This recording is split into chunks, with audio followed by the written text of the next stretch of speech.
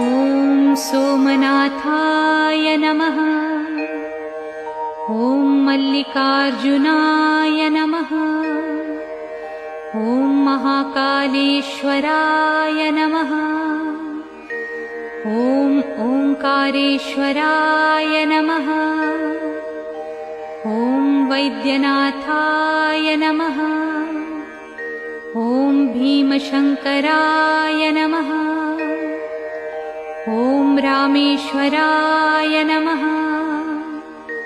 ॐ नागेश्वराय नमः।